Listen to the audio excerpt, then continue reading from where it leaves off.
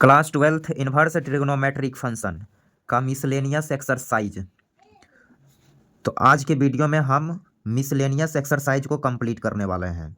तो इस वीडियो में 1 to 4 नंबर के क्वेश्चन को हम डील करने वाले हैं। फर्स्ट क्वेश्चन क्या बोल रहा है, find the value of the flowing. तो ये सारे का वैल्यू हमें कैलकुलेट करना है। आइए बात को बारी बारी से समझ लीजिए। तो पहला क्वेश्चन को हम ऑलरेडी स्क्रीन पर लिख रखे हैं। तो इसमें हमें इसकी वैल्यू लानी है। तो इसका वैल्यू हम डायरेक्ट 13π/6 नहीं लिख सकते, ये गलत है। क्योंकि एक प्रॉपर्टी हम आपको पढ़ा रखे हैं, cos inverse of cos x रहे तो डायरेक्ट कॉस इन्वर्स और कॉस खत्म होते हैं और एक्स लिखते हैं। लेकिन ये एक्स तब लिखते हैं जब एक्स लाई करेगा 0 to π में। ओके, तो लेकिन हम यहाँ देख रहे हैं कि ये डाटा 0 to π में लाई नहीं कर रहा है, इसलिए हम इसको डायरेक्ट नहीं निकाल पाएंगे। 0 to π क्लोज इंटरवल। तो प्रोसेस क्या रहने वाला है, तो आइए बात को समझ लीजिए। ये जो 13π/6 है इस इंटरवल में नहीं है, तो इसलिए इसको सॉल्व करने का एक नया तरीका। 13π/6 को लिख सकते हैं 2π + π/6। Next step, cos inverse, cos 2π पे कॉस में ही रहेंगे, 2π + थीटा। ये फर्स्ट क्वाड्रेंट में जा रहे हैं तो फर्स्ट क्वाड्रेंट में कॉस पॉजिटिव, तो यहाँ पर प्लस दे सकते हैं। तो अब हम कॉस इन्वर्स और कॉस को हटा सकते हैं, तो यहाँ से आ जाएगा π/6, क्योंकि π/6 इस इंटरवल में अब है। तो ये हो गया इस क्वेश्चन का आंसर। ओके, या इसको करने का एक और तरीका है, वो भी तरीका हम यहाँ पर सॉल्व करते हैं, सेकेंड मेथड। तो सेकेंड मेथड यहाँ आप जान लीजिए। तो हमें वैल्यू लानी है कॉस इन्वर्स ऑफ कॉस 13π/6। तो इसको हम लिख सकते हैं कॉस इन्वर्स कॉस। अब 13π/6 किस क्वाड्रेंट का एंगल है, तो 13π/6 का मतलब 2π से ज़्यादा, तो फर्स्ट क्वाड्रेंट का एंगल है। तो इस क्वाड्रेंट का एंगल का फॉर्मेट क्या होगा, एक चक्कर लगा चुका है तो π + थीटा। तो हम इसके जगह लिख सकते हैं 2π + थीटा। ओके, तो अब क्या है next step, cos inverse cos 2π + theta, ये हो गया कॉस थीटा। अब कॉस इन्वर्स और कॉस खत्म हो जाएगा, तो यहाँ से आ गया है थीटा। तो यहाँ पर अब आप थीटा निकालने के लिए रफ कर लेंगे। रफ में क्या करेंगे कि 13π/6 को ही हम 2π + थीटा बोल रखे हैं। 13π/6 को 2π + थीटा बोला गया, तो यहाँ से आप थीटा कैलकुलेट कर सकते हैं। 13π/6 - 2π, एलसीएम विल बी 6, 13π - 12π, तो यहाँ से आ गया π/6। तो थीटा की वैल्यू मिल गई π/6, थीटा विल बी π/6। तो ये हो गया इस क्वेश्चन का आंसर। उम्मीद करते हैं इसका सेकेंड मेथड भी आपको क्लियर हो गया होगा। तो अब हम करने वाले हैं क्वेश्चन नंबर सेकेंड। तो क्वेश्चन नंबर सेकेंड यहाँ आप समझ लीजिए पहले, 10 इन्वर्स 10 7π/6। थोड़ा सा हमें ये स्लाइड करनी पड़ेगी, तो हमने ये स्लाइड कर लिया। Okay, question number 2, 10 inverse of 10 7π/6। 10 inverse of 10 7π/6, इसकी वैल्यू हमें लानी है। तो इसको लिखेंगे 10 इन्वर्स 10। अब इसको भी हम डायरेक्ट नहीं निकाल सकते, ओके, तो इसलिए इसको ब्रेक करनी पड़ेगी। 7π/6, तो इसको हम लिख सकते हैं π + π/6।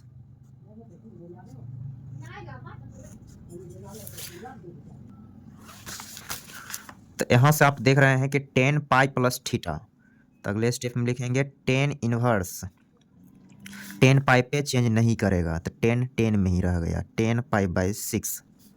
अब चूंकि एंगल जो है वो थर्ड क्वाड्रेंट का है, तो थर्ड क्वाड्रेंट में 10 पॉजिटिव होते हैं, तो पॉजिटिव ही रहेगा। अब 10 इन्वर्स और 10 ख़त्म होगा और यहाँ से मिल जाएगा पाई बाई 6। ओके, फार्मूला ये है, एक बार हम यहाँ लिख भी देते हैं। जैसे कि 10 इन्वर्स ऑफ 10x रहे थे, 10 इन्वर्स और 10x, 10 ख़त्म हो जाता है तो x बच जाता है, तो x तब लिखते हैं जब ये x लाई करेगा -π/2 से π/2 में, तब ये x बाहर आएगा। यहाँ हम देख रहे थे कि 7 π/6 इस इंटरवल में नहीं था, -π/2 से π/2 के बीच, इसलिए हम इसको डायरेक्ट यदि ऐसे निकाल दें 7 π/6 तो ये गलत है। तो प्रोसेस क्या है, तो यहाँ आप ये समझ गए। तो अब हम करेंगे क्वेश्चन नंबर 3। तो 3rd नंबर क्वेश्चन यहाँ समझिए। तो 3rd नंबर हमें प्रूव्ड करना है, प्रूव्ड करनी है कि 2 sin inverse 3/5 equal to 10 inverse 24/7। 3 we have to prove that 2 sin inverse 3/5 equal to 10 inverse 24/7। तो इसमें हम क्या करेंगे, लेफ्ट वाला साइड को ही लेके चलते हैं और राइट वाला साइड हम यहाँ प्रूव्ड करेंगे। तो लेफ्ट वाला साइड उठा लिए हैं, लेफ्ट हैंड साइड, तो वो क्या है, तो 2 sin इनवर्स 3/5, तो 2 sin इनवर्स को 10 इनवर्स में चेंज कर देते हैं, कन्वर्जन हमने पढ़ाया।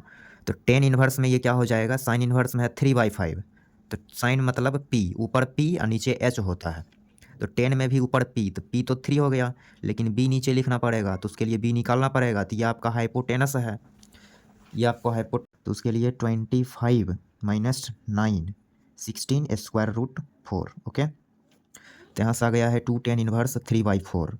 अब 2 10 इनवर्स x की फार्मूला हम यहाँ यूज कर देते हैं, तो वो हो जाएगा 10 इनवर्स 2x, मतलब 2 × 3/4 divided by 1 - x square means 9/16। Next step 10 inverse 3/2 divided by 16 - 9 7/16। Okay, next step 10 inverse, और इससे आप इसको काट सकते हैं 8 टाइम्स में, तो ये ऊपर मल्टीप्लाई करेगा तो हो जाएगा 24/7।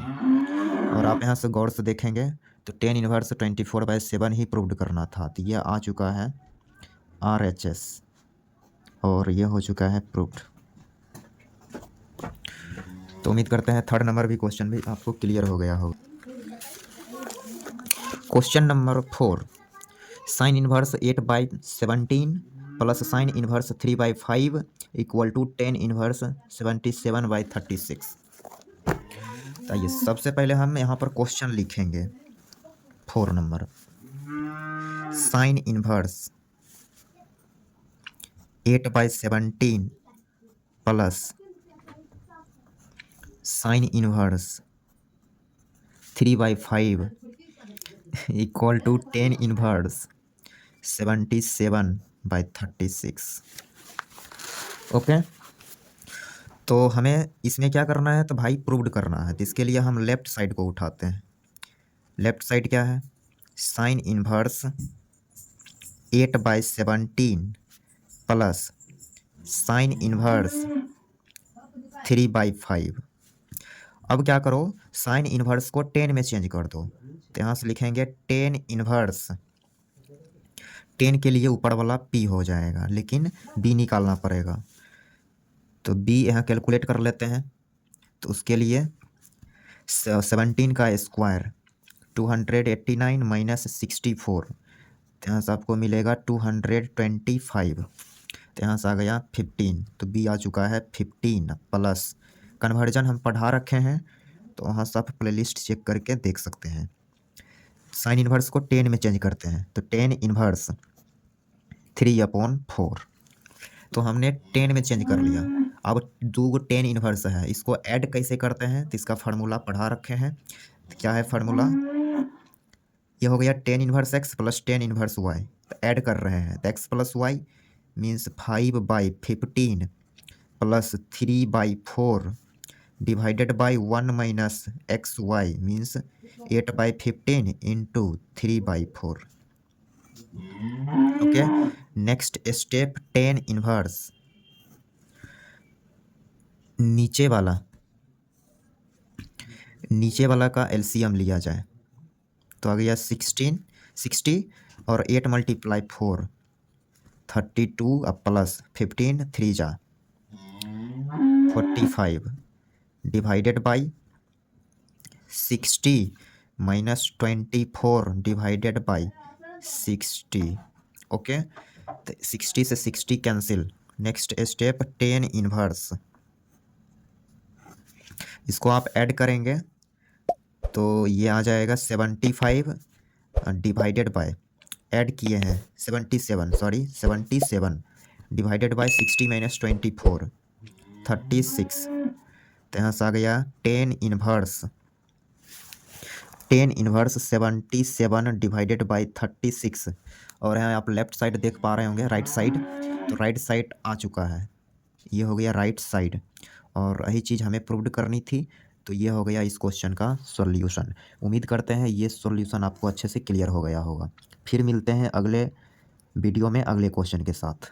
Thanks for watching this video.